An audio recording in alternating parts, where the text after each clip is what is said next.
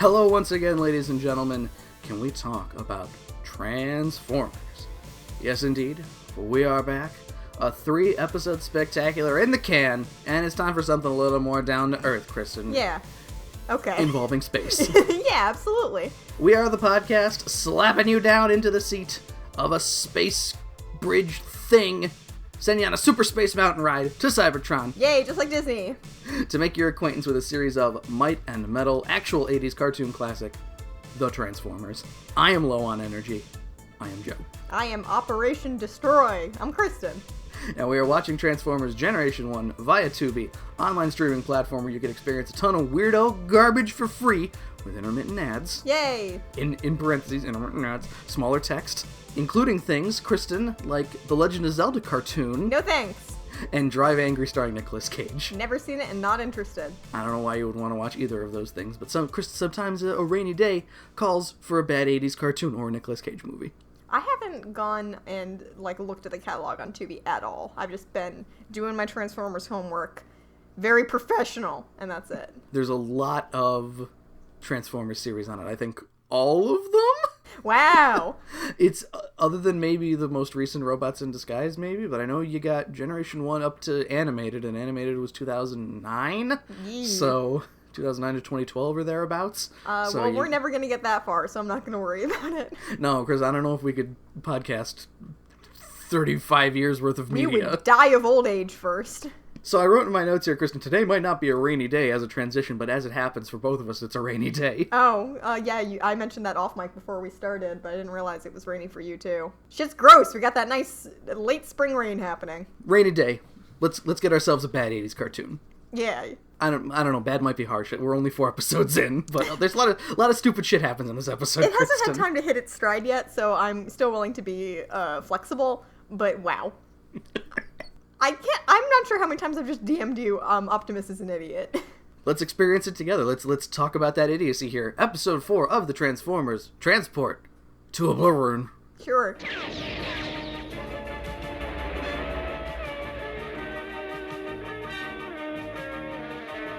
The Transformers, more than meets the eye. Autobots wage their battle to destroy the evil forces of the Decepticons. The Transformers, robots in disguise. The Transformers, more than meets the eye. The Transformers.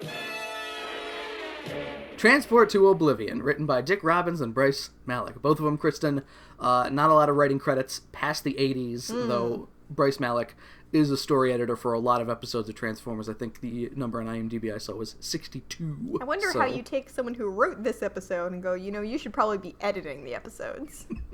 That seems like a conflict of interest. Yeah, I'm not sure about it. So, Kristen, since this is the first official kind of air quotes episode of the series, the other one, of course, being a mini-series, we need to kind of reset the audience on what's going on. Explain it to the kids. Autobots came from Cybertron Yes. 4 trillion years ago. Wait a minute. Some of that sounds wrong. So, we got Optimus and Ironhide here, Peter Cullen and Peter Cullen, hanging out at Starscream Rock. Yep. When Cliffjumper comes out here, and he goes, Zoink Scoob, that's a Decepticon. Yeah, so Cliffjumper has Transformers PTSD from the war, and then also the dumb Earth bullshit. So yeah, he sees a rock that looks like Starscream when the sun's behind it, and he's like, look out! So we start off pretty dumb. Yeah, right off the bat here. Apparently there is some missing dialogue from this episode, because one thing, Kristen, if you remember, the last episode ended with, alright, time for the Autobots to leave Earth, and then we start this one. Okay. Wait a minute. We're still here! You know what, Spike? We should all probably just stay here. Cybertron sucked, and it was running out of power. Apparently there's dialogue with Optimus and Ironhide talking about how the Ark is going to leave tomorrow, but we need to have some time for Cliffjumper to shoot at a rock. So yeah, tomorrow and we were shown the Ark very deliberately still buried in rocks. Were they just waiting to the last minute to unearth it? Is it like when you wait to the last minute to pack those last few things when you're moving? Maybe they have maybe they built a different ship that they just decided, well, the Decepticons are still here, we may as well take it apart now. Yeah, forget it, whatever. So Cliffjumper justifies his actions because all of these fucking rocks nearly kill Optimus and Ironhide here. He's like, well, it looked like a Decepticon. I'm not crazy, so stop acting like I'm crazy. Ironhide assures Cliffjumper that the Decepticons are gone forever and ever. And ever and ever. And don't even fucking worry about it, you big baby. And what I didn't realize would be for the first time in this episode, Optimus is like, wish I could believe that. He walks, apparently the Ark is very close to a cliff overlooking the ocean. Yeah, where the Decepticons fell. Joe, I have a question. Yes. So, the Decepticons have built themselves, as you put in your notes, an underwater Atlantis ocean base. Which is great. That's fantastic that they're doing that. If Optimus were so worried that they were still down there, why didn't he put on his little bathing suit and jump in there? Take a look-see. So, as we talked about last episode as well, Kristen, since Transformers can apparently swim as well, they are Yes. buoyant. Maybe... Why didn't he tie a rock to his feet? Maybe the Decepticons are full of evil energy, which makes them not buoyant. Maybe. I mean, Rumble sure seemed like he was stuck to that ocean floor. That's true. He did have ocean floor magnet boots. Here's another question. So, if they were building an underwater city, wouldn't that have made, like, bubbles happen? Would someone not have noticed? That's an Wait a excellent minute. question, Kristen. What are those signs of life coming from the ocean where the Decepticons fell? Just curious. And you know what? Doesn't matter. They're not on Earth. Kristen, Sparkplug, and Spike were off doing normal things, so that's just like the ocean bubbling up, and just, Prowl looks at that and is probably just like, huh? Fish! And that's Earth it. oceans are beautiful. All those fish and the oxygen coming out of their mouths as they drown. Optimus looks over the cliffside forlornly here like, oh, I wish I could believe the Decepticons were gone forever, Ironhide. We go into the ocean and see the underwater Atlantis ocean base. And Megatron is just laying in a hammock with a pina colada. And he's like, we are doing great! He just takes a quick second to gloat. It's been, Lord knows how long, a week, a I feel month. like they said 3 months. Maybe I'm crazy. Who knows? He just goes, the Autobots. Ooh, they think we're gone. But we're still, like, you'd think Skyward with Thundercracker would be like, Megatron, every day with this shit, we get it. I understand that it's a point of pride that the Decepticons are still alive, but you don't need to tell us we're here. He's talking to the kids, Joe. So, time to check up on Cybertron, Kristen. Yay! We get a weird transition of the ocean turning into the stars, and then we see Shockwave, who is a gun, firing off lasers intermittently here. He is a laser gun. He's been bored. He's just bored firing lasers, and then he transforms and goes, "Ooh, man, I don't have a lot of energy left. Probably shouldn't be firing lasers at nothing." Yeah, they really make absolutely no effort to explain whether or not there's still any good guys on Cybertron. So, like, that would make sense if you were, like, protecting the Cybertron, the base there, from, like, the remnants of the Autobots. But yeah, we don't see As anything. far as we know, Shockwave's the only motherfucker on Cybertron. We only see him shooting lasers and then just transforming and leaving, not an Autobot like, let's go, let's attack the Decepticons. Pow! Yep. Oh, God! And then... Shockwave stumbles inside and, like, pounds on the computer, and he's like, Megatron, I'm bored! Kristen, it has been 4 million years since they Yes. left Shockwave on Cybertron. How many times in the 4 million year span do you believe Shockwave has attempted to contact Megatron? This is the first time. Again, he's got no friends there. I doubt his concept of time is great.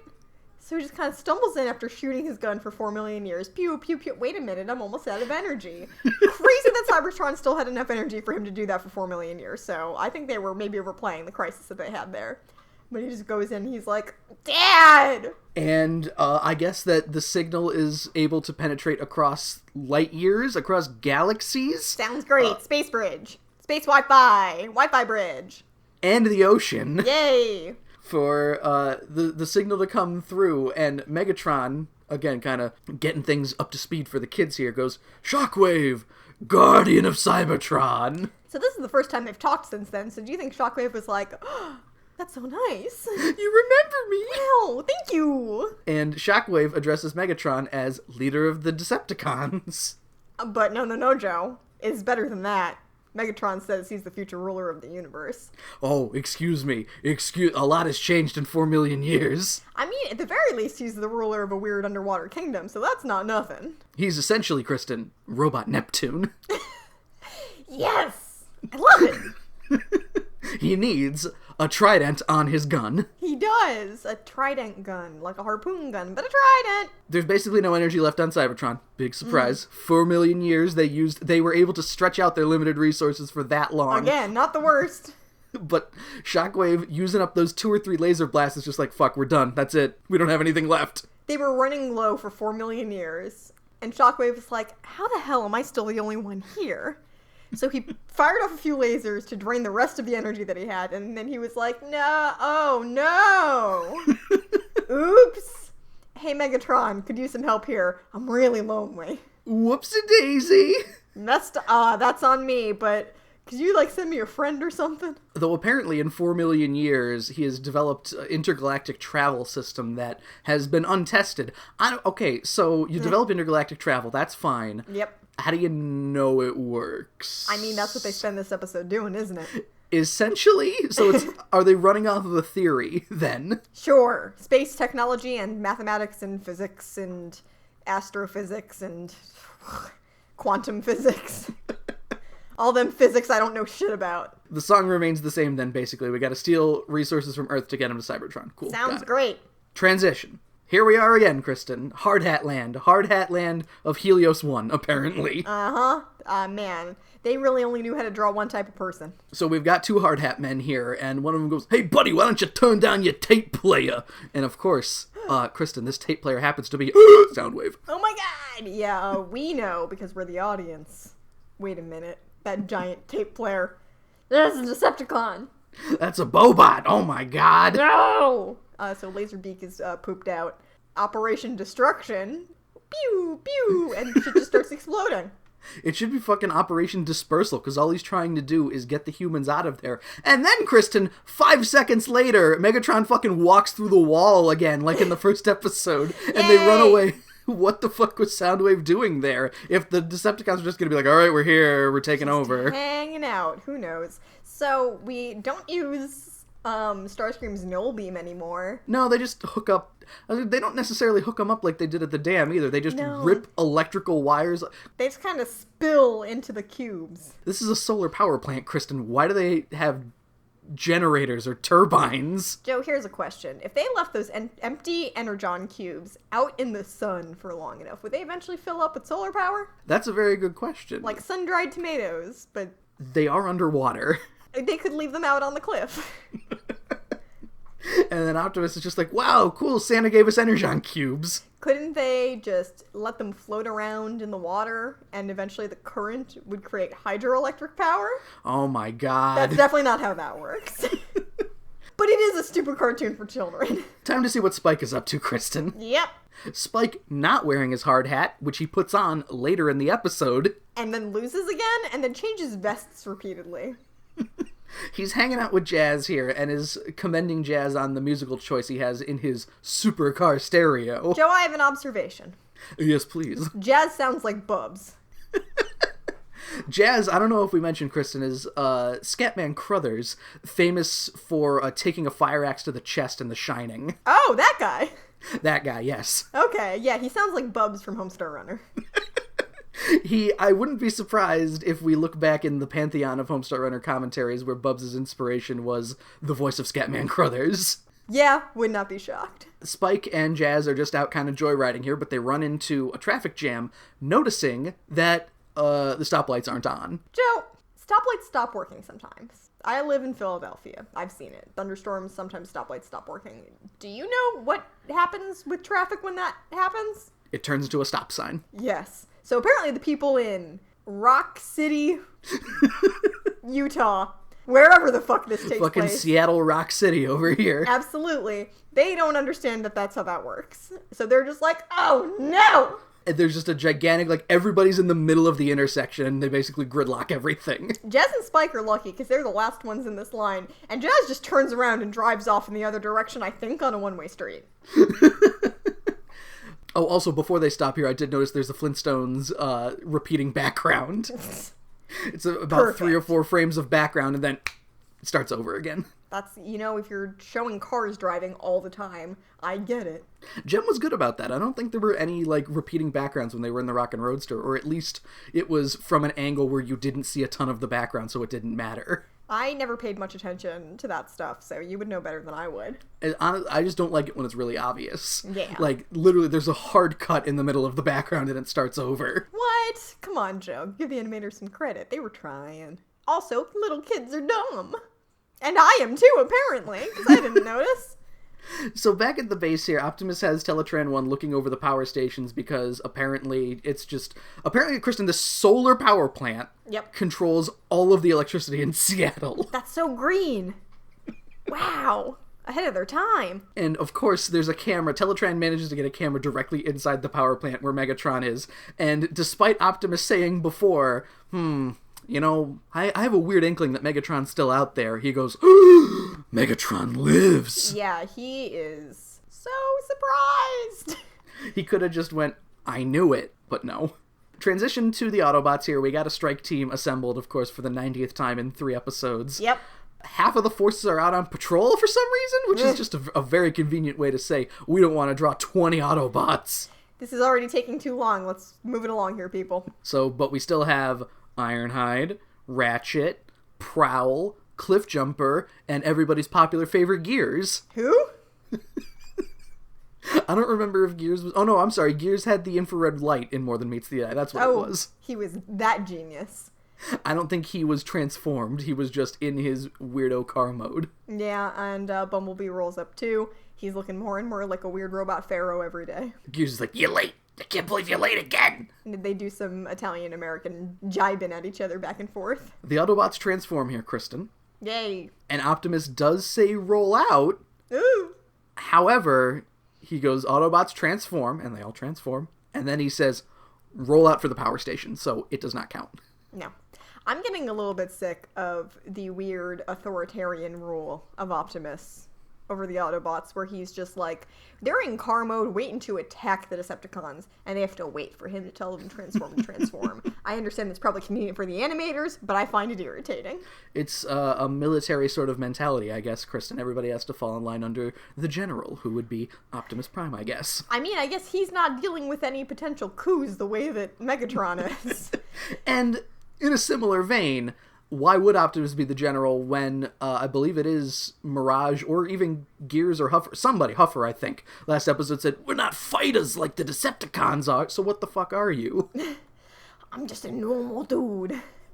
I left my kids on Cybertron for this. Oh no, oh, Huffer's children are 4 million years old. I was gonna say they're dead, but Shockwave's not dead, so... No, so they're fine, they're just adults now, and they don't remember their dad. They're not even adults, they're still children. Yeah, I guess so. No harm, no foul. I don't want to miss a thing.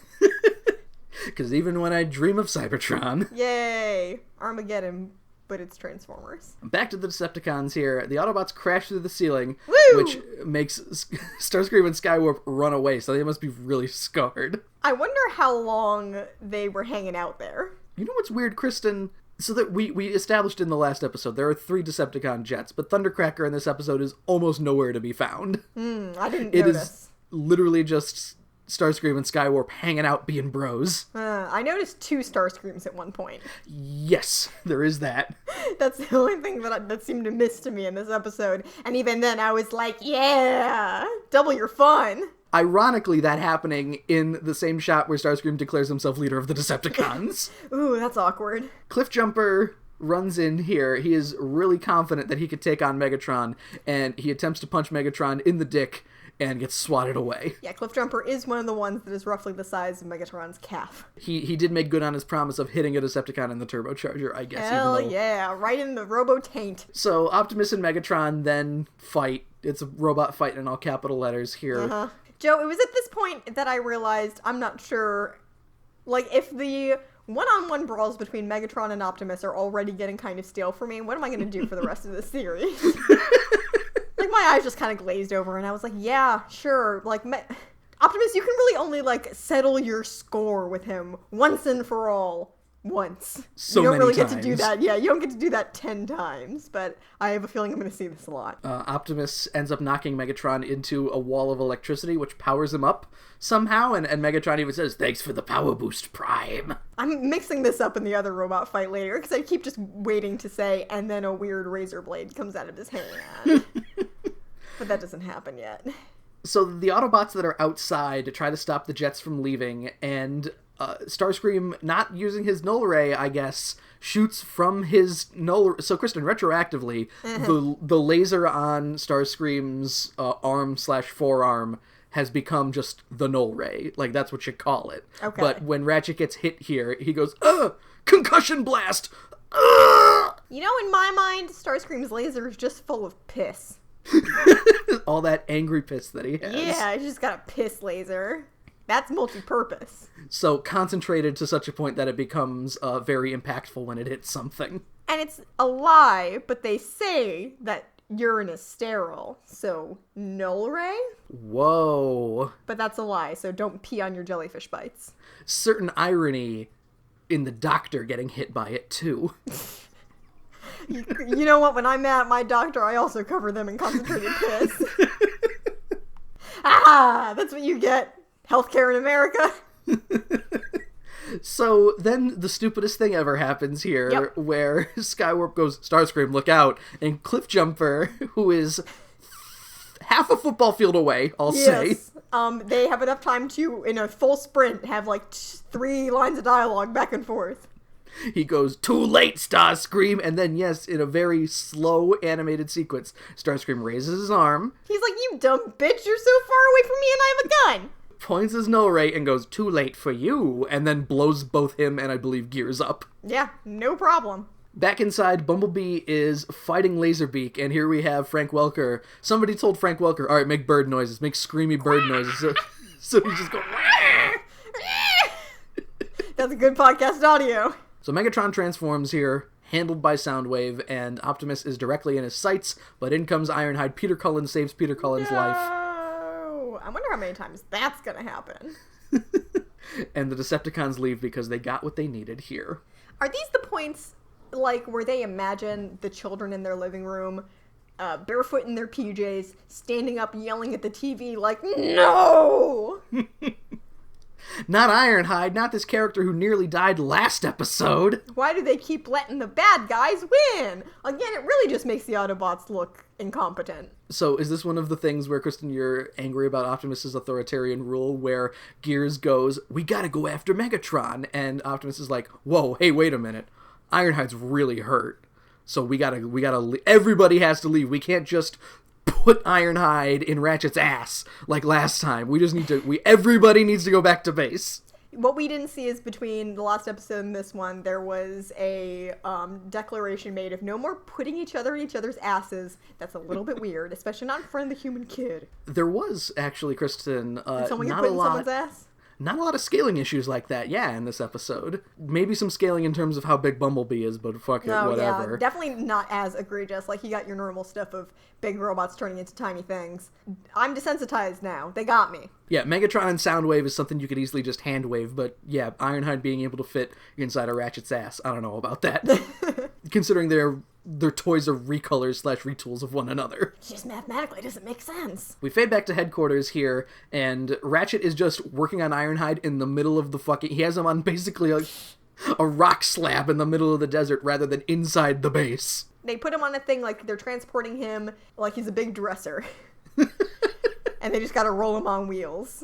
Ratchet says some terminal in Ironhide will need to be R&R'd, and Sparkplug speaks for the audience here where he goes, what? R&R'd? Research and redevelopment.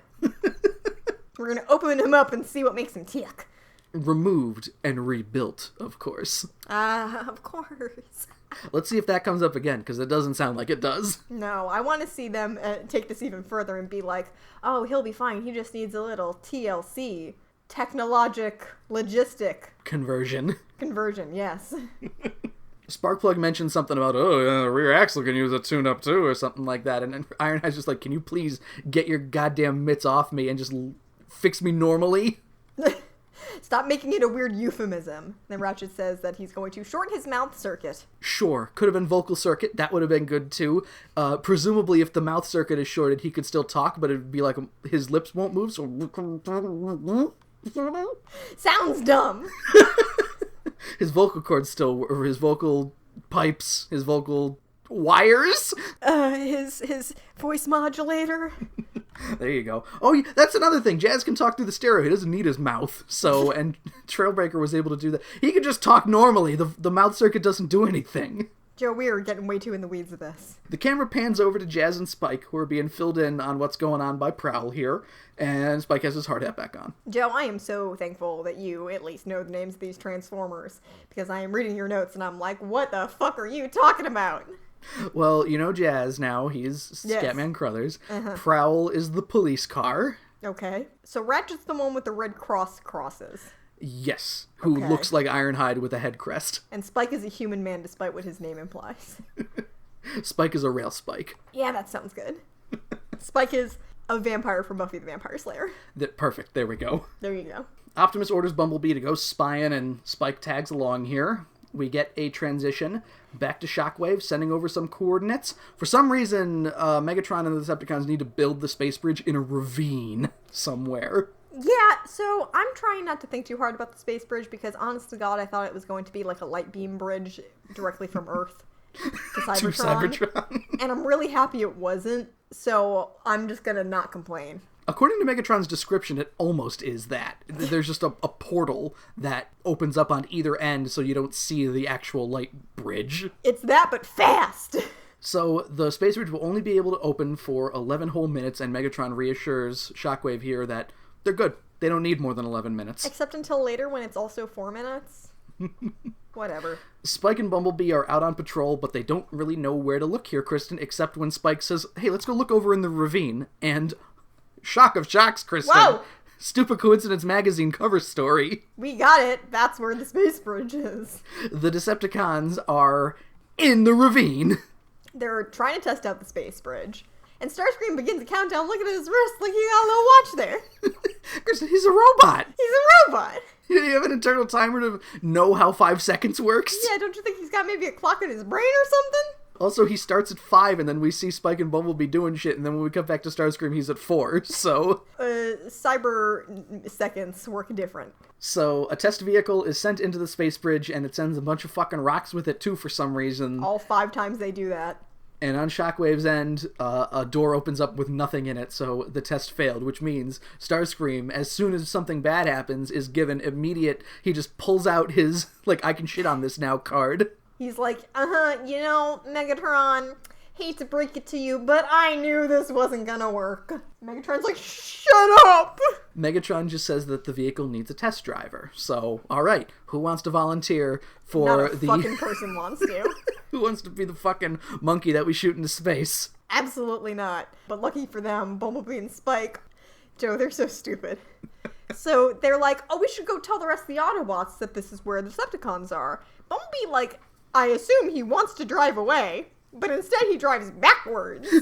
And into the ravine. on down into the ravine, like, boop-a-doop, here we are. I believe that what happens is Bumblebee transforms a little too close to the edge of the ravine. It so looked what's like weird... he just reversed, slamming on the pedal. Also, what's weird here is Megatron is doing his whole, I guess we'll need to find a volunteer, and the shot is of Bumblebee standing straight up at the edge of the ravine, and you assume that the Decepticons are going to be like, oh, what's that? But no, Bumblebee transforms a little too close to the edge, tries peeling out a little too fast, I guess, Tumble Bumble. Falls into the ravine, fucking Tumble Bumble. So Megatron finds his volunteers. End of segment 1, Bumblebee and Spike will be testing the space bridge. Start of segment 2, both of them are being placed into the vehicle here. Bumblebee is picked up like a child, I noticed, and just kind of set in there. Time to go on the space bridge! Yay! Strap them on in. It's just like Disney. So, the stupidest exchange ever happens here. Mm-hmm. How are we gonna get out of this? Bumblebee asks Spike. By the skin of our teeth, Spike says, which is not a plan. I didn't know human teeth had skin, Bumblebee retorts, turning this into a bad comedy routine. John, I want you to imagine me, I'll be honest, about an hour ago watching this episode. Sitting on my bed, with my cat in my lap, and that line happening, and me just lifting my head and staring off into the distance. Like, I'm not sure what words I just heard. Who wrote that? And thought, yes. Yes, comedy. Either Bryce Malick or the other guy wrote that, Kristen. We need to find them on Twitter and demand an explanation. David Robbins? He had a very generic name. I apologize to you if you're listening to this and you wrote that episode. It's fine. I could scroll up and look at it, but I'm too lazy. Nah, forget it. We have stuff to do. It's Mother's Day. So a weird thing happens here, Kristen, where... Okay, so a lot of things happen here that are really weird. They get saved by the skin of their teeth. Spike apparently knows that the space bridge can only be open for 11 minutes. He's a clairvoyant genius. He's a clairvoyant genius, man. He apparently knows how much time has passed, and the cartoon does nothing to tell us this because it plays the same footage from the first test. Shockwave's voice comes out of Megatron's mouth saying, Yay! Test number 2 aborted. And suddenly it's just Shockwave's like, oh, we can't use it for 3,000 astroseconds.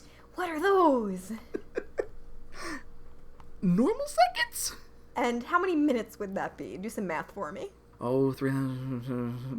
Is that 50 minutes? Alright, well, it's easy because 60 goes into 30. So... Alright, wait a minute here. 3,000 This is why I made you do it. divided by 60. 50 minutes! Shit! Wow! I got it! Good job! I would not have been right. So, well, I guess the explanation that makes the most sense is to just say that 3,000 astroseconds is about the amount of time that a cave mission would take. Bumblebee realizes he's a transformer at this point, Kristen, and it transforms into a car inside of another car to crash out of the windshield of the car. Whee! Also doesn't let Spike in, so Spike has to... So this is one of the major problems I had with this episode. They get away, and Bumblebee is like, yes, Spike, run, keep pace with me. A car! And he doesn't let him inside. And then Spike trips. Spike falls on his face like an asshole here, and No, I think Ravage... Bumblebee is the asshole here. Bumblebee is the asshole, that's the thing. Spike was running as fast as a car. That's pretty impressive.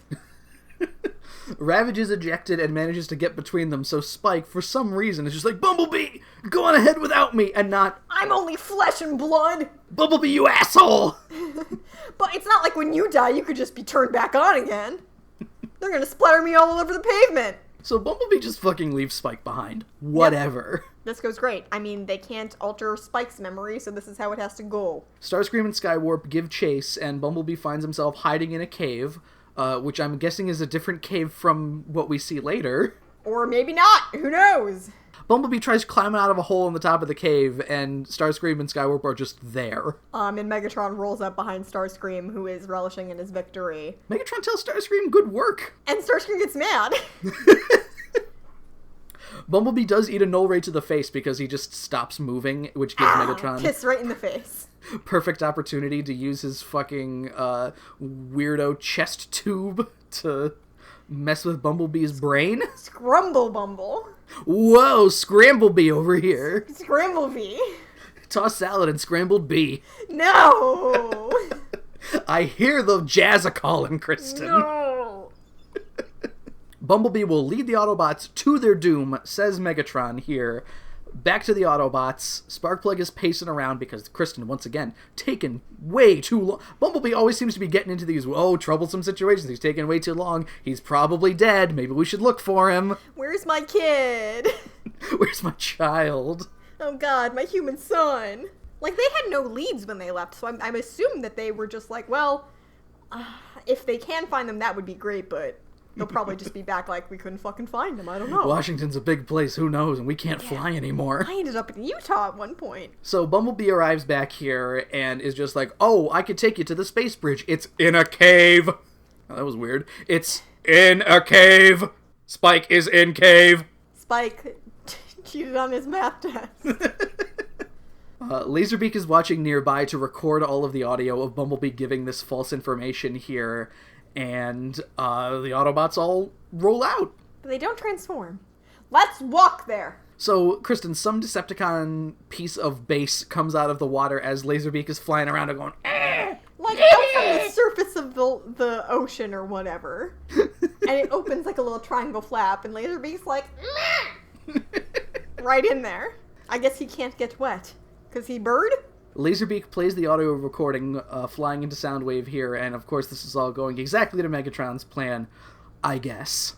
The Autobots are big dumb idiots. No more are they big dumb idiots than where they are outside the cave, and Optimus is like, Bumblebee, there are no guards here? Are you sure this is where the space bridge is? And Bumblebee goes, yeah, the space bridge is inside the cave. And Ironhide, who knows his friend incredibly well, is like, Bumblebee's never wrong. Optimus, I've known Bumblebee a long time, and he's never told me, you may as well call this guy fucking Honest Abe. I would really love to see some receipts on this. So transform and move in. Yay, and roll in. And move out? They all go into the cave here, and Gears starts chastising Bumblebee because, again, what the fuck, man? There's nothing in here. I thought you never lied. Are you lying to me? But there is something in there, and it's all of the Decepticons. So what we see first is Pew Pew Laser Blast collapse in the cave, which happens, I think, 3 separate times. So that the entrance to that cave is really wearing thin near the end there.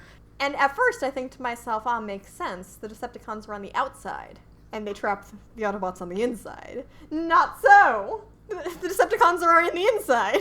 I even wrote in my notes that Megatron blasts the cave closed as revenge for getting trapped in the ruby crystal mines of Burma, but no. It turns out he's very comfortable being trapped inside of caves due to that experience. End of segment 2, the Decepticons are all firing lasers at the Autobots inside the cave, so this is, Megatron has decided, rather than trap the Autobots, he's ready to have a battle to the death with them. He just wants to trap them inside first, so I don't understand the weird recurring plan that is get all of the opposing forces to where we want them to be. Doesn't it make more sense to be like, get them one at a time to go do some dumb bullshit to increase our odds of winning? Not only that, Kristen, because Thundercracker is absent in this episode, there are 4 whole Decepticons, not counting the cassettes, and we don't see Rumble, and Laserbeak gets dispatched by a net very early on in segment 3. Well, also, again, this is about 1/3 of the Autobot forces, although Optimus is among them, so... Yeah, so this is a plan that I don't think gave them any particular advantage, and we will find pretty much ends up taking longer than 3,000 astroseconds. Also, I guess, Jazz is there too. He's technically second in command, I think. Ironhide's there. He's a pretty high ranking, I guess. I think Prowl is there. So, really what it comes down to is the Autobot hierarchy. If all of them died here, I think the person in charge would be... Hound? I don't even know who that is. He was the Jeep. Sure, I believe you. So, okay, maybe this plan isn't that bad, but... But it doesn't go great. Yeah, Laserbeak gets caught in a net. Ravage is stopped before he can uncassette. Oh, yeah. Well, first of all, Krista, we gotta talk about this stupid bullshit where apparently Jazz just rips a fucking stalagmite off of the ground here and hits a null ray blast like it's a baseball. Yeah, I love it. Soundwave is about to press the little ejecty button on his shoulder, but Ironhide grabs a big fucking handful of titty and prevents it from happening. I don't think so. Soundwave's like, whoa, baby, why don't you buy me a drink first? Yeah, come on, you're coming on a little strong here. So Ironhide, in this very vulnerable position, is about to be laser blasted by Megatron, and Optimus jumps in the way this time, Kristen. So, once again, of course, Peter Cullen saves Peter Cullen. Except not really, because it doesn't hit Optimus at all. It hits one of the stalactites. Also true, yes. So, he did save him, though. Yeah, it just, he gets his foot buried for his trouble. He's like Jeddah on that train. The thing is, Kristen, at least there's a reason Jeddah's foot gets stuck. In this thing here, the stalactite or whatever, so the ceiling one gets hit instead of Ironhide or Optimus, and they have a second to be like, well, thanks, old friend. And then in the very next shot, like, we don't see rubble falling or anything. It's just, oh, fuck, my foot, oh no! Joe, I'm sorry. I'm gonna have to argue with you here. You think it's less stupid that Jeddah stepped into a bunch of levers where feet don't go, rather than rocks collapsing on top of Optimus's leg and him realizing his leg is stuck? I didn't defend Jeddah. I said at least there's a reason that it happens, even if the reason is stupid. Even if the reason is her being a dumb bird that just gets into stuff. So Megatron turns into Metal Man here, really quick, and fires off his buzzsaw, which causes a bunch of smoke? Cave dust.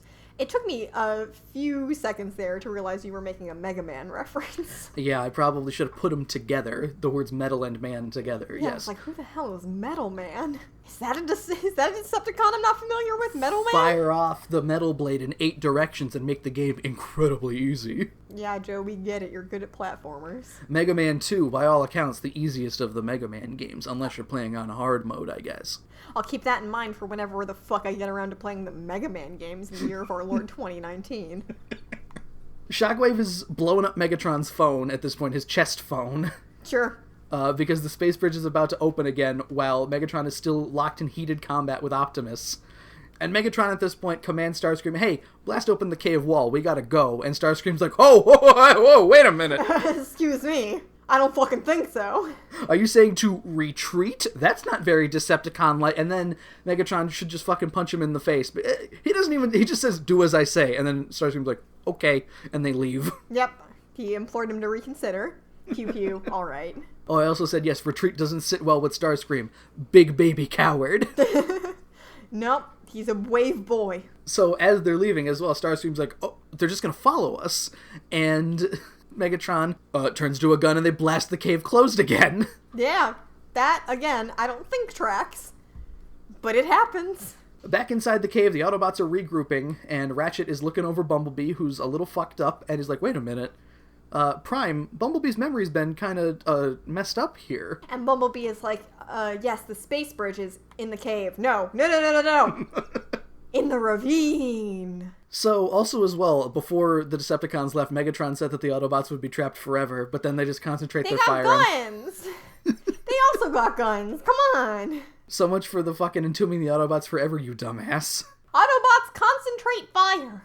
And they do, and they leave. Back with the Decepticons now, there are only 4 minutes left, so I guess they wasted 7 minutes getting back to the ravine. Spike is caught inside a web of electricity, with Ravage standing guard, I guess. So Soundwave moseys on over, and the electricity thing goes away. Just and dissipates. He puts his fist under his chin, and he's like, so, I served my time, and I'm free to go now, right? Free to go to Cybertron! Fuck! We cut to Spike strapped into the vehicle here. He's going to be riding... Here's where Megatron explains it. Okay, so, you're riding on a beam of light. A light bridge, I guess, in space. Space bridge. Concentrate on that, otherwise the vehicle's going to fall off and you're going to go into space and die. What does he say? He says he'll, cease to exist. Yes, which is not how that works. They do a lot of language gymnastics to avoid saying die. He turns into a big stone statue like Cars. And he just stops thinking. And he's still up there in space oh no, Spike's not still up there in space today because they saved them. Spike says the Autobots will rescue him, but Megatron is still very confident that they are not even buried in the cave, just in the cave. They're just hanging out in their hammocks drinking pina coladas in that cave. It's a eternal struggle. We're back and forth. People get buried, and then they're in hammocks drinking pina coladas for a little bit, and then they're like, okay, time to go. So the transport is just about to start here when the Autobots all roll up on the ridge, and Ironhide is just like, all right, time to blow up that car, and Sparkplug has to stop him like, my flesh and blood human child is in there. Bruh, my son. But Bumblebee is like, okay, I'm kind of responsible for this because I didn't think to just let this boy ride inside my ass. So I will go save him. And Optimus is like, Bumblebee, I'll help you out. And Optimus, fucking sharpshooter extreme here. So we say, no, don't shoot at the vehicle, but yes, do shoot directly at Spike to get those straps off of him. What if he just unbuckled himself? The first shot is to blow open the canopy of the vehicle, the glass canopy that these robots definitely need. And then 2 nice shots that are only powerful enough to burn the shoulder straps of the seatbelt. On both of his shoulders, Spike just has a nasty sunburn now. Spike jumps out onto Bumblebee's hood here. See, they're learning. Car faster than person. And the vehicle hits the side of the space bridge structure somehow, and all the Energon cubes just kind of fall out. Whoopsie dipsy. Megatron, in the middle of this battle, is just like, whoop, let me go get those real quick. And he gets knocked into, the Energon cubes get blown up and he gets knocked onto the space bridge platform. I'm not sure what the point of the vehicle was. Considering Megatron makes it safely to Cybertron, that's a very good question, Kristen. I mean, I guess they needed a thing for the human to be inside because people can't breathe in space. Presumably, the vehicle is there to just make sure that they can transport something, maybe? I guess, sure. But apparently you need a consciousness to make sure you're going to the right place. I definitely believe it. And after exactly 0 seconds, Kristen... Starscream says he's in charge now, and Skywarp is colored exactly like him. There's just 2 Starscreams, so it's, again, a little awkward, but he's like, everyone follow me, let's go, I'm in charge now, yay! Everyone follow me, meaning Starscream, Skywarp, Soundwave, and that's who we got right now. And you're counting 2 Starscreams in that, right? And I guess, is Laserbeak still in the net in the cave? Maybe. And maybe Ravage and Rumble and Frenzy, but they're cassettes, so they barely count. Yeah, don't worry about it. Spike thanks Bumblebee, and Bumblebee's like, whew, this is the happiest day of my life. Megatron, hoist by his own petard here, sent off on the space bridge into the cold blackness of space. He's gone forever! Optimus? More like pessimist. God damn it. As soon as you started, I was like, oh fuck, this is not happening right now. Yeah! Optimus says, once again, wish I could believe that. Back on Cybertron, Megatron arrives! Moshi Moshi, Megatron des. The Autobots robbed him of his victory, but they have not seen the last of Megatron. I shall be avenged! He's not dead. True. You know what makes more sense? I shall have revenge. That's correct, Kristen. Oh, oops. I'm better at writing this cartoon than these adult men were. His eyes glow. That's the end, Kristen. That was Transport to Oblivion, which the space bridge is something that shows up in Transformers media fairly often. So color me surprised that it shows up. So this is something that I assumed was like a season 3 construct. Oh. I knew that eventually other Transformers get to Earth from Cybertron or just show up. It had to happen somehow. It never occurred to me that the space bridge would be the way to do it. Are you sure? Because I'm pretty sure Shockwave's the only person on Cybertron. Well, I guess we'll see, Kristen. Eventually some people are going to show up, maybe. I don't know how. I'm pretty sure the Constructicons show up before the end of the season. I would assume that... I'm curious how much further we can go with our current cast. Just doing their dumb, stupid bullshit. With our current cast of people we barely know. Yeah, let's add some more people in here and make it more confusing for Kristen. Also, I really hope that every episode doesn't end with Megatron being destroyed and vowing to be avenged. You know what, Joe? I kinda do. That sounds great to me. Well, I know you don't like his voice and you're a Starscream fucker, so... Yeah! I want Starscream to be in charge. Gets to have his moment in the limelight only to be smacked across the back of the head the moment Megatron shows back up. And it only makes me like him more. I love watching him get stepped on. This little robot man full of piss. Now's the point in the evening when we'll list off all of the fun contact things where you can find us. You can follow us on the Twitter machine at cwtapod. You can follow me at Octopus, which is AWKTAPUS. You can follow me at FunnyGirlTM, like trademark. You can find us on the iTunes, on the SoundCloud, on the Stitcher Radio, on the YouTube even. Leave a rating, give a review, do whatever you feel like. You can also drop us a line, cwtapod@gmail.com, where you can tell us how many times you could cave rocks in and then blast out of them, as long as there's enough cave left. Basically, how many licks to the center of a Tootsie Pop. How deep does that cave need to be? With a cave. Tasty rocks. 3. Next time, Kristen, it's Roll For It. All I know about this one is it's got requisite 80s wheelchair-bound character. Sounds good. Oh no, it's called Roll For It! Yes! Oh, jeez. I assume he's gonna make friends with Bumblebee because everybody's friends with Bumblebee, or something. He's a good guy. For the Can't We Talk About podcast, my name is Joe. I'm Kristen. And join us next time where we get rollin'! Pessimism is in the mail.